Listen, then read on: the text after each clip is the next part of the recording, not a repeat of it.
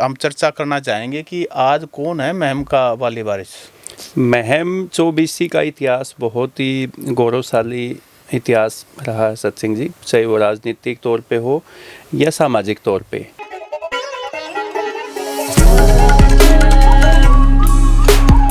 नमस्कार, मेरा नाम है सत सिंह। दी हरियाणा टॉक्स में आपका स्वागत है।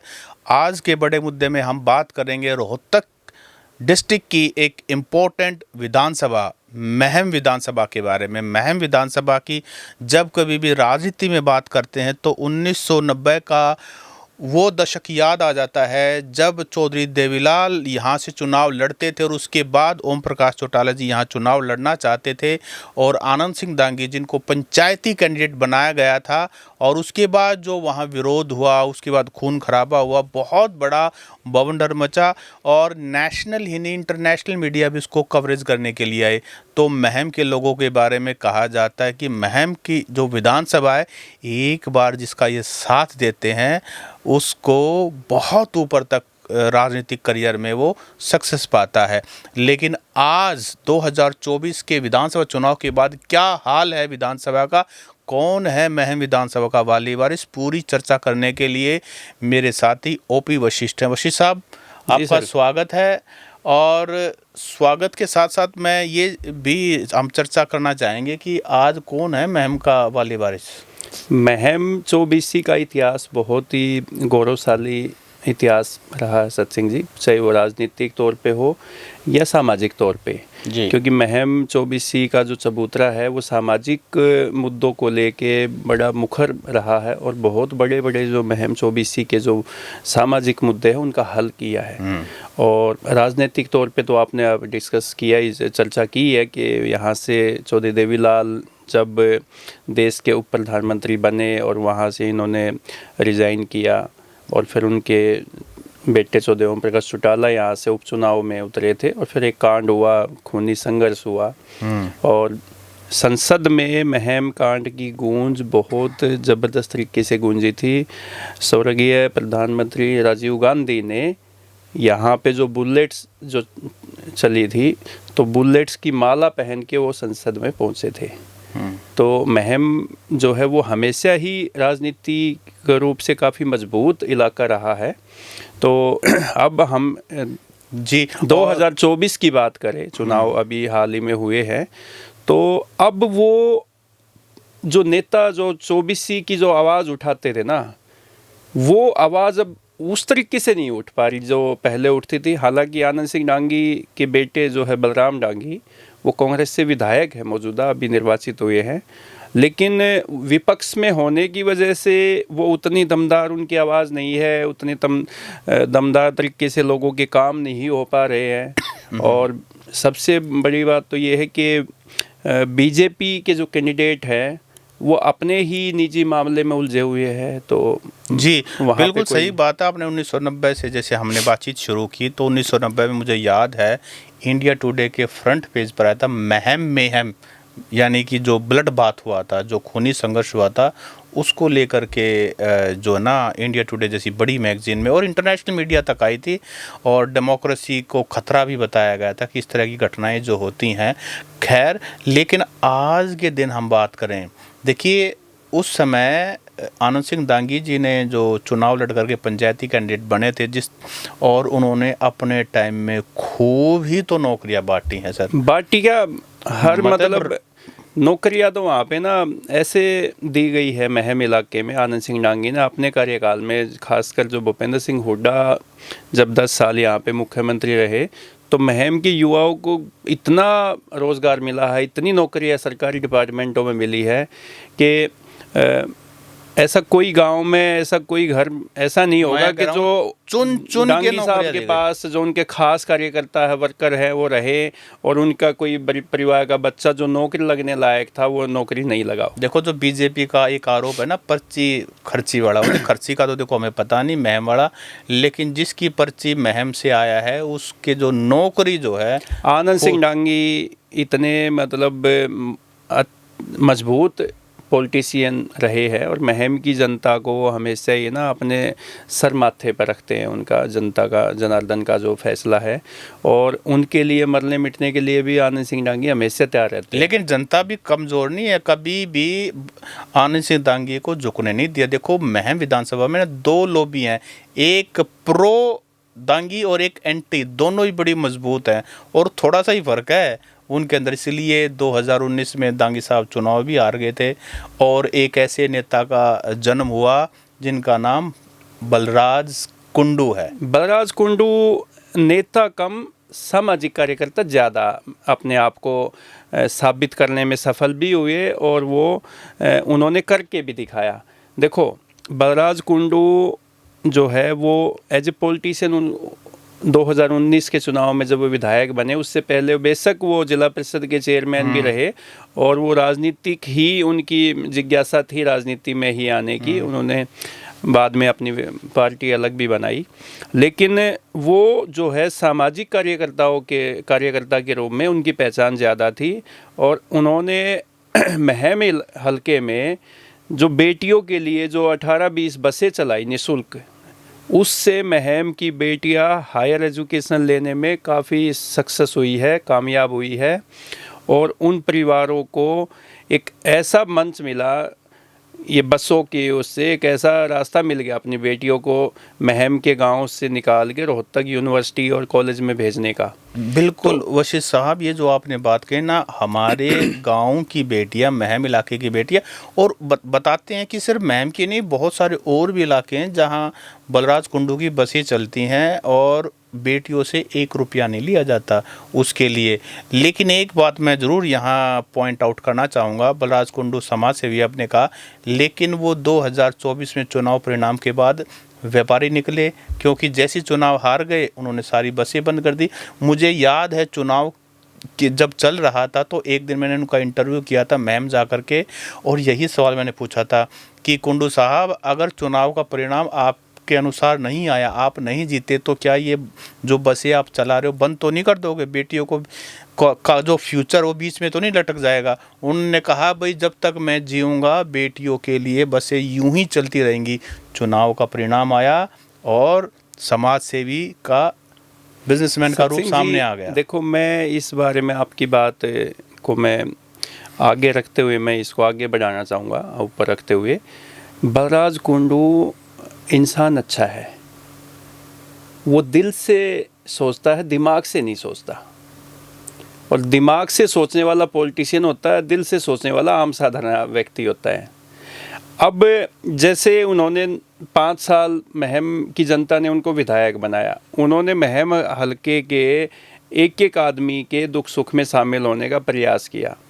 हम तो मीडिया से जुड़े हुए हैं, हम हर बार देखते थे कि महम में किसी किसान की फसल में आग लग गई, बलराज कुंडू खुद वहाँ पे उस पीड़ित किसान के पास जाता था, उसके खेत में जाता था, उसके घर में जाता था, उसको अपने निजी कोष से उनको मुआवजा, आर्थिक सहायता उनको करते थे। किसी किसान की, पशुपालक की गाय भैंस अगर करंट लगने से या किसी बीमारी से किसी पशु की मौत होगी तो उनका हर्जाना जो है सरकार दे या ना दे, प्रशासन दे या ना दे, लेकिन बलराज कुंडू जो है वो अपनी जेब से पैसे उस आदमी को दे के मदद करता था।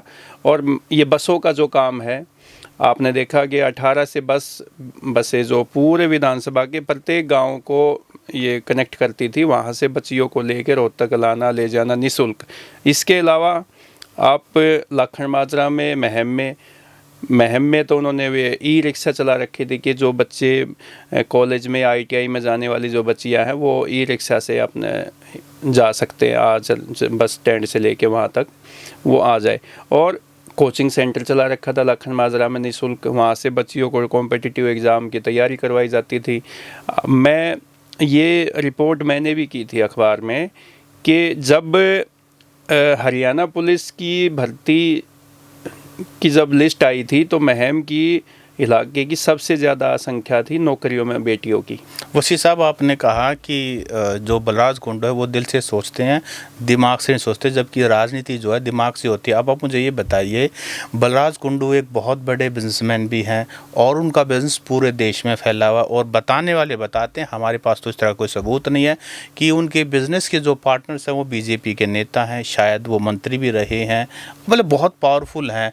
अब और लाखन माजरा की आपने कही, लाखन माजरा से वो चुनाव लड़वाना चाहते थे अपनी पत्नी को, नहीं, तो जुलाना से, सॉरी जुलाना से, लाखन माजरा तो महम का ही पार्ट है। तो आप ये बताइए कि ये राजनीतिक इन्वेस्टमेंट नहीं है तो क्या है? नहीं, राजनीतिक इन्वेस्टमेंट आप बात करें सही है, मैं इसको इग्नोर नहीं कर रहा इस बात को, लेकिन वो ये मानते थे कि मैं जब महम की जनता के लिए 24 घंटे खड़ा हूँ और फिर वो जनता इनको चुनाव में हरा देती है, तो वो दिल से सोच लिया ना कि भाई ये तो जनता जो मेरी हमेशा के लिए मेरे साथ रहेगी और मैं हमेशा से यहाँ पे विधायक रहूँगा। अगर वो ये सोचते तो कि भाई हार जीत, ये सौदा हो गया ना, सौदा नहीं होया ना, ये मैंने जब तो ये कहा दिल से सोच लिया उन्होंने। अगर वो दिमाग से सोचते तो हार जीत तो देखो राजनीति में चलती रहती है, चुनाव या तो हारेगा या जीतेगा।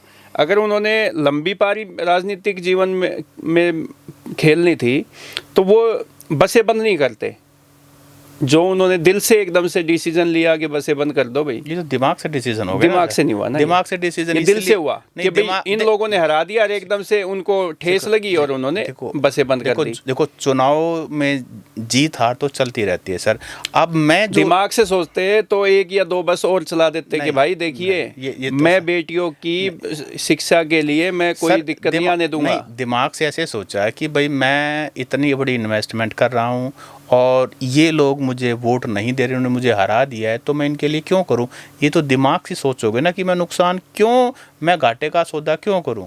और अभी भी 2027 में डिलिमिटेशन होनी है और उसके बाद क्या पता हम बलराज कुंडू पे ज़्यादा चर्चा हो जाएगी, क्योंकि उन्होंने 5 साल तक महम हल्के के लिए काम किया, महम हल्के की आवाज़ उठाई विधानसभा में भी और विधानसभा के बाहर भी। लेकिन उन्होंने ये कहा जब तक जीऊंगा महम हल्के की सेवा करूंगा। 2024 के 8 अक्टूबर के बाद क्या महम को उनकी सेवा की ज़रूरत नहीं है? नहीं, ये बात, इस बात से मैं सहमत हूँ।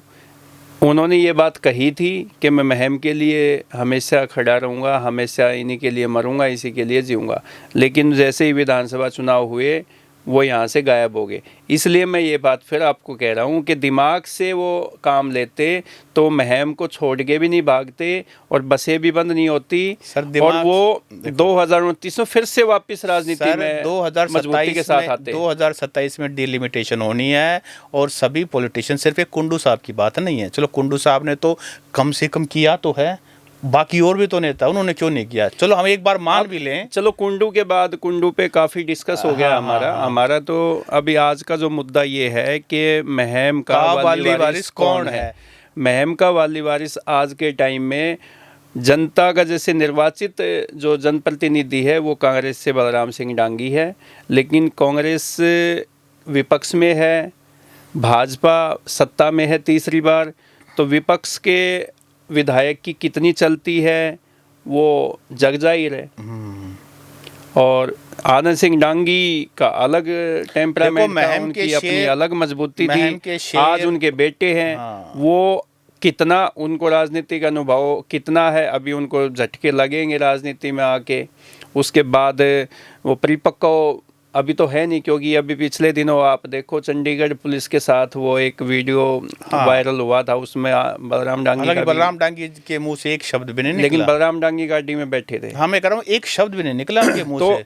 अभी तो ये चीज़ें देखो, ये समय बताएगा। अभी तो हाल ही में ये अभी बहुत लंबा समय नहीं हुआ है उनको विधायक बने हुए, लेकिन एक बात उनकी देखने को ये मिली है, मैंने महम के लोगों से भी बातचीत की है, महम के वो अधिकारियों के साथ बहुत ही सहानुभूति के साथ, बहुत ही हम्बल तरीके से वो फ़ोन पे बातचीत करते हैं, उनसे रिक्वेस्ट करते हैं अपने लोगों के काम करवाने के लिए।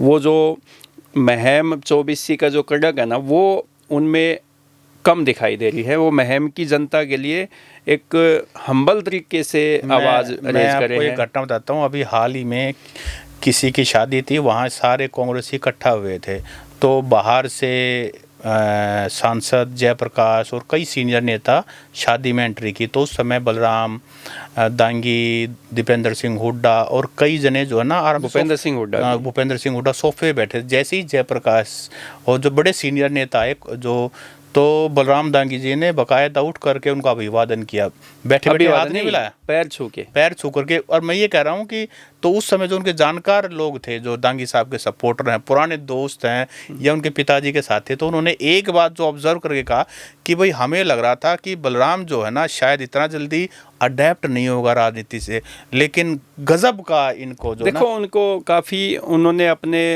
जो उनका नेचर है उनमें काफ़ी बदलाव तो चुनाव के टाइम ही देखने को मिला था। जब वो कैंपेनिंग के लिए जाते थे तो बड़े जो भी उनके बड़े बुजुर्ग होते थे उनके सीधे पैरों में जाके आशीर्वाद लेना, लोगों से प्यार से बात करना। और देखो चेंज तो हुआ है, और ये कांग्रेस का विधायक है या विपक्ष में कोई भी विधायक है, कोई भी नेता है, अब उनको ये तो स्पष्ट हो ही गया है कि भाई 5 साल जो है बीजेपी की सरकार है और बीजेपी के ही जैसे तैसे भी करके उन्हीं से काम करवाना है विपक्ष में बैठ के। बिल्कुल। तो अपना रवैया तो बदलना ही पड़ेगा, अपना व्यवहार तो बदलना ही पड़ेगा। हमने बलराम दांगी की बात कर ली, बलराज कुंडू की बात कर ली, लेकिन आप बीजेपी के नेताओं पे आ जाते हैं। सबसे पहले शमशेर खरकड़ा या राधा अलावती की बात है। शमशेर खरकड़ा जी का देखो उनका अपना एक ओरा कह सकते हैं हम, जो राजनीति में जो होता है वो दबंगई से अधिकारियों को धमकाते भी थे, फटकारते भी थे, और वो कहते हैं मैं महम का शेर हूँ और मैं ऐसे कर दूंगा। राधा को वो शेर नहीं बताते हैं जी। तो वो 24 में वो राधा अलावत के लिए शमशेर खरकड़ा जो है उन्होंने टिकट पक्की मान रहे थे। एक तो होता मांगना, एक ये होता कि टिकट पक्की मान चुके थे कि बीजेपी से उनकी टिकट फाइनल है। और राधा अलावत ने जैसे वो महिला पंचायतें करके और पूरे हलके में सभी महम के जो गांव है उनमें महिला पंचायतें की, और उससे पहले भी जैसे कैंपेनिंग की काफ़ी लोगों के बीच में रहती थी वो पिछले काफ़ी साल से, चुनाव से पहले। लेकिन जैसे ही टिकट वहाँ से दीपक निवास हुड्डा को मिला तो राधा अलावत वहाँ से इंडिपेंडेंट चुनाव में उतरती है और 38,000 समथिंग थर्ड नंबर पे वोट लेके, जबकि भाजपा की जो कैंडिडेट है दीपक निवास उसको तो बहुत ही 8-1 हज़ार वोट मिले थे मुश्किल से, तो 10 से नीचे ही रहा था। तो उनका तो कोई राजनीतिक रूप से तो दीपक निवास हुड्डा बिल्कुल जीरो ही है वहाँ महम में, तो क्योंकि वो महम में अब चुनाव के समय में उन्होंने अपना ऑफिस भी वहाँ पे खोला था, उसके बाद तो अब वो ऑफिस भी नहीं है।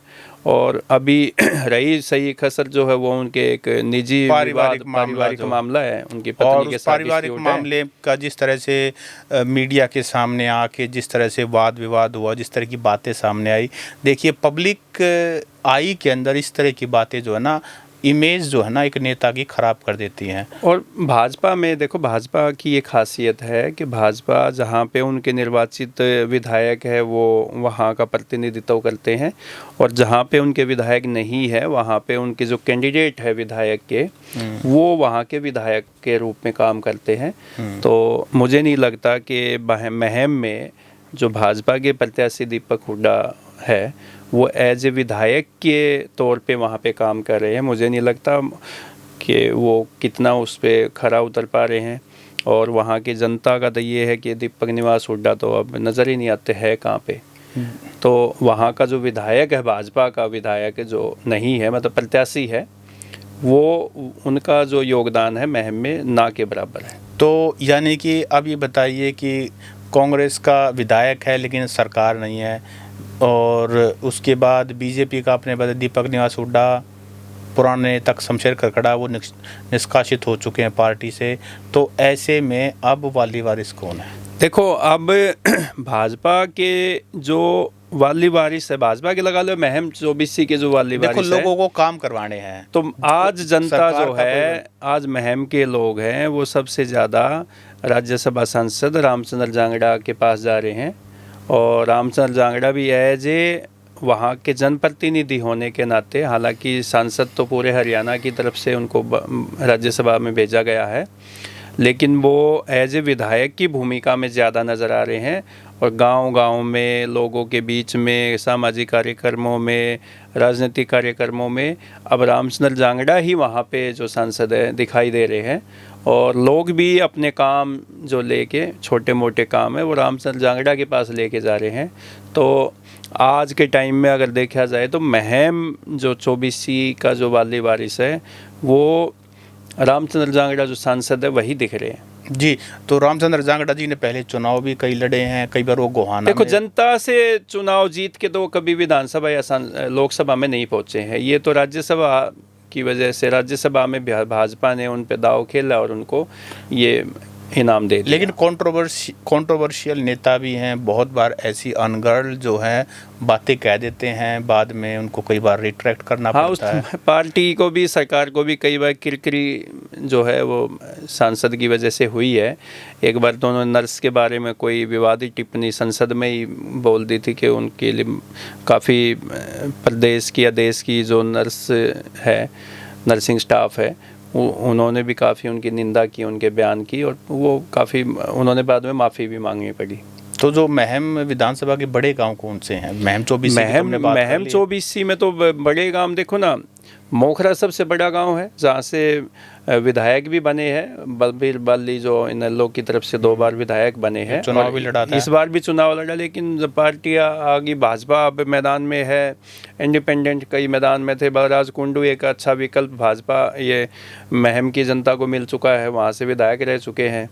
तो बलबीर बाली का तो वहाँ पे अब नहीं है और वो बीत चुका उनका समय। हालांकि आवाज़ उठाने में मजबूत हैं, लेकिन वही बात है जब तक कोई आपका प्लेटफॉर्म ही नहीं है तो महम विधानसभा में मोखरा बड़ा गांव है, मदीना बड़ा गांव है, फरमाना है, सहमान है, बहलबा है, निंदाड़ा है, बहु अकबरपुर है। काफ़ी ऐसे गांव है जो बहुत बड़े गांव है, और वो गांव विधायक बनाते भी है, विधायक हटाते भी हैं। ये गांव बड़े इम्पोर्टेंट गांव है। जी, अच्छा, ऐसे में ये बताइए कि महम का वाली वारिस कौन है? ये तो अभी बीजेपी में तो सिर्फ एक ही दिखाई दे रहा है, जैसा आपने कहा रामचंद्र जांगड़ा, जो कि मतलब राज्यसभा मेंबर भी हैं और एक तरह से विधायक का ही रोल कर रहे हैं। और महम के जो लोग हैं बड़े कड़क हैं। एक समय ऐसा था कि यहाँ हुड्डा साहब की पॉपुलैरिटी, खास करके दीपेंद्र सिंह हुड्डा की पॉपुलैरिटी बहुत है। आपको याद होगा जी कि जब बलराम दांगी को टिकट मिली तो उनको जिताने का काम, उनके लिए सबसे ज़्यादा एक्टिवली जो कैंपेनिंग किया वो दीपेंद्र सिंह हुड्डा ने किया। लेकिन वही बात है, वो भी कांग्रेस के नेता हैं। दीपेंद्र सिंह हुड्डा ने 2-3 बड़े गांव में रोड शो भी किए, जनसभाएं भी की, और उन्होंने ये भी कहा कि आनंद सिंह डांगी और बलराम डांगी जो है, बलराम डांगी मेरा भाई है और ये यहाँ से बलराम डांगी को नहीं, आप दीपेंद्र हुड्डा को विधायक बना के विधानसभा में भेजने जा रहे हो, और ये मेरा प्राथमिकता पे रहेगा महम, और ये भाई है, 24 घंटे हम दोनों भाई मिल के काम करेंगे। तो ये बलराम डांगी को भी या आनंद सिंह डांगी को भी ये लग रहा था कि जनता में कभी कन्फ्यूजन ना हो जाए, क्योंकि एक बार जो 2019 का जो आनंद सिंह डांगी जो चुनाव हारे, वो रोहतक में भूपेंद्र सिंह हुड्डा ने एक जो जनसभा की थी, रैली की थी, कि भाई उससे ये मैसेज देना था कि कौन भूपेंद्र सिंह हुड्डा के साथ है, कौन भूपेंद्र हुड्डा के बाहर है कांग्रेस पार्टी में। और यहाँ तक की भी बात हुई थी कि भूपेंद्र सिंह हुड्डा हो सकते हैं कि अलग पार्टी का भी ऐलान कर दें। तो वहाँ पे आनंद सिंह डांगी ने जय कांग्रेस जय सोनिया ऐसे करके कुछ नारा दिया था, जिससे यहाँ के लोगों को नाराज़गी भी हुई और उसका नुकसान भी हुआ। 2019 के चुनाव में वो विधानसभा में नहीं पहुँच पाए। हुड्डा समर्थकों के बीच में तो इस बार ये जो गैप था लोगों में, जो कन्फ्यूजन ना रहे इधर उधर का, तो ये कन्फ्यूजन दूर करने के लिए दीपेंद्र सिंह हुड्डा ने स्पष्ट करना पड़ा वहाँ जाके कि भाई हम लोग बलराम डांगी के साथ हैं। तो उसका उनको परिणाम भी मिला। और चलो खैर, वो तो सरकार बनने वाली थी। एक अहम सवाल और भी है, महम विधानसभा में 50% के करीब जाट समाज के लोग हैं, बाकी जो है ना अन्य समाज के लोग हैं। और अभी कोई भी जाट नेता ना कांग्रेस में जो बीजेपी के चुनाव लड़े, ना उनमें कोई भी एक्टिव नहीं है। शमशेर खकड़ा और वो तो गुड़गांव अपना तो कभी कभार बिस्तर लेके सुख दुख में, हाँ सुख दुख में चलो वो एक्ट आते हैं। तो ऐसे में रामचंद्र जांगड़ा जो कि ओबीसी के नेता भी है, तो क्या वहाँ के लोग खास करके जो कांग्रेस पार्टी से समर्थन, क्या वो धीरे धीरे अब शिफ्ट होंगे? क्योंकि 4.5 साल से ज़्यादा का समय है कि अब सरकार अगली बार चुनाव होंगे और चुनाव में क्या परिणाम होगा, किसको क्या पता। देखो सत्सिंह जी, महम विधानसभा में की जनता ने लोकसभा चुनाव में दीपेंद्र हुड्डा को बड़े मार्जिन से अब की बार जिता के भेजा, और उसके बाद विधानसभा में कांग्रेस विधायक बलराम सिंह डांगी जो है वो विधानसभा में पहुँचे हैं। तो महम 24C की जो आपने बात की जाट समाज की, वो 50% से भी ज़्यादा उनकी परसेंटेज है, जनसंख्या है। तो और रामचंद्र जांगड़ा जो सांसद है, ये ओबीसी के नेता के रूप में ही इनकी पहचान है, और कई कार्यक्रमों में दिखता भी है कि नॉन जाट जो लोग हैं वही उनको अपने कार्यक्रमों में ज़्यादा बुला रहे हैं, ज़्यादा इनवाइट कर रहे हैं, और वो मंच पे भी ऐसे ही कार्यक्रमों में ज़्यादा दिखाई दे रहे हैं। तो महम 24C के जो लोग हैं, जो जाट की आपने बात की, वो अभी कन्फ्यूजन में है कि वो आनंद सिंह डांगी के बेटे बलराम डांगी की तरफ जाएं रहे, या कोई भाजपा के ही किसी जाट नेता को अपना नेता बना के उसको आगे करे। अभी वो कन्फ्यूजन है। लेकिन शमशेर खरकड़ा जो दमदार तरीके से बीजेपी में रह के आवाज़ उठाते थे, और ख़ास बात है ये, मैं आपको ये अभी इसमें मुझे बताने में कोई वो नहीं, गुरेज नहीं है कि शमशेर खरकड़ा विकास कार्यों के लिए बहुत दमदार तरीके से आवाज़ उठाते थे। कई प्रोजेक्ट वो लेके भी आए हैं। लेके आए हैं 2019 से पहले, 19 और 24 का जो था पीरियड, उसमें काफ़ी प्रोजेक्ट ऐसे हैं, कई रोड ऐसे बनवाए उन्होंने कि जो बहुत लंबे समय से वहाँ में के लोगों की डिमांड थी, वो नहीं पूरी हो पा रही थी। उन्होंने काम तो करवाए हैं। हाँ, काम तो करवाए। लेकिन अब जो है भाजपा में कोई भी जाट बड़ा नेता महम में नज़र नहीं आ रहा फिलहाल आज के टाइम में। तो ये जाट समाज के नेता, देखो उनके पास दो ही विकल्प हैं, या तो ओबीसी लीडर रामचंद्र जांगड़ा की लीडरशिप स्वीकार करें, या फिर अभी पिछले 10 साल से तो सत्ता से बाहर हैं और अब आगे कंटिन्यू रहेगा। और शायद चुनाव के आसपास अगर कोई बीजेपी में जाट नेता उस एरिया में उभरता है, ऐसा लगता है, तो फिर हो सकता है उनके साथ भी वो लग जाए। देखो जनता जो है ना, जनता भी स्वार्थी होती है सत्सिंह जी। आप है, मैं हूँ, सब लोग कहीं ना किसी का कोई स्वार्थ जुड़ा होता है। किसी को अपने गांव में गलियां बनवानी है, किसी को पानी की प्रॉब्लम है, किसी को इंडिविजुअल कोई काम होते हैं, कोई सामाजिक काम होते हैं, कोई सार्वजनिक काम होते हैं। काम तो होते ही हैं और काम करवाने भी पड़ते हैं लोगों को।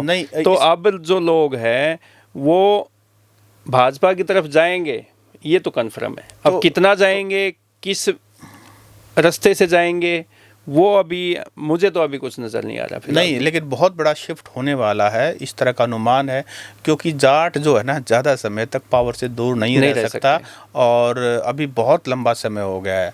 और जिस तरीके से हुड्डा साहब का सरकार आते आते रह गई, और जिस तरीके से अभी बीजेपी आए दिन और स्ट्रॉन्गेस्ट होती जा रही है, मुझे लगता है कि देर सवेर और भाजपा में आप ये देखो, कोई बहुत बड़ा जाट नेता कोई ऐसी पोजीशन पे भी नहीं है। महिपाल डांडा को आप एजुकेशन मिनिस्टर को छोड़ दो, तो कोई ऐसा बहुत बड़ा नेता नहीं है जाटों का जो प्रतिनिधित्व कर रहा है। लेकिन वो तो पॉलिटिक्स का उनका तरीका है कि जहाँ भी डोमिनेंट कास्ट होती है, उस कास्ट को थोड़ा सा साइड में लगाकर वो बाकी कास्ट को मोबिलाइज करके, पोलराइज करके, और वो सरकार बनाते हैं। और जाटों को तो एक और भी, तो अभी एक देखो हरियाणा में तो जो झटका लगा चुनाव में, अभी दिल्ली में फिर जो एक झटका लगा है, जैसे परवेश वर्मा जो है, साहब सिंह वर्मा के बेटे, फ्रंट रनर, तो उनको ये माना जा रहा था कि हरियाणा में जाटों की सरकार नहीं आई तो दिल्ली में जो है जाटों की सरकार आ जाएगी। परवेश वर्मा जो है भाजपा बहुमत में आती है,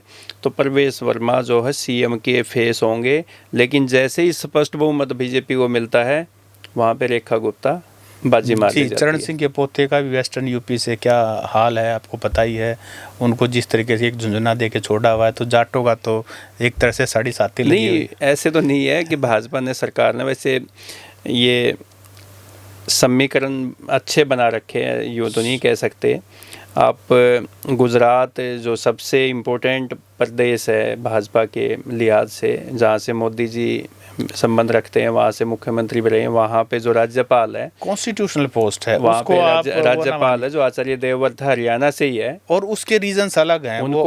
जिम्मेदारी दे रखी सर, है। सर उसके रीजंस अलग है। किस तरीके से आर्य समाज को हरियाणा में एंटर करने दिया गया, गांव में बीजेपी को, संघ को एंटर करने दिया गया, ये उसका इनाम है। वो एक बिल्कुल अलग मुद्दा है। और हमारे जो देश के उपराष्ट्रपति है जगदीप धनखड़ साहब है, धनखड़ साहब तो धनखड़ साहब है, उन्होंने भी उन्होंने भी धनखड़ साहब तो धनखड़ साहब है। लेकिन उनके बारे में जो एक वो स्टेटमेंट आई थी वो भी काफ़ी वायरल हुई थी कि जी, भाई जी। वो हाँ कि जी, हाँ जी, उसका खैर जिक्र नहीं करेंगे हम जी, अभी। क्योंकि बहुत बड़े हमारे सम्मानित साथी संवैधानिक पद पे बैठे हैं और भाई जी सम्मानित जी। है। तो साथियों, आप बताइए कि महम का असली वाली वारिस कौन है? कमेंट करके ज़रूर बताएं। आपको हमारा ये वीडियो कैसा लगा, पूरी डिस्कशन कैसी लगी, वो भी कमेंट करके बताएं। और कोई ऐसा पॉइंट जो हमसे मिस हो गया वो भी आप हमें ज़रूर बताएं। बशीर साहब, आपने समय दिया, आपका बहुत बहुत धन्यवाद। थैंक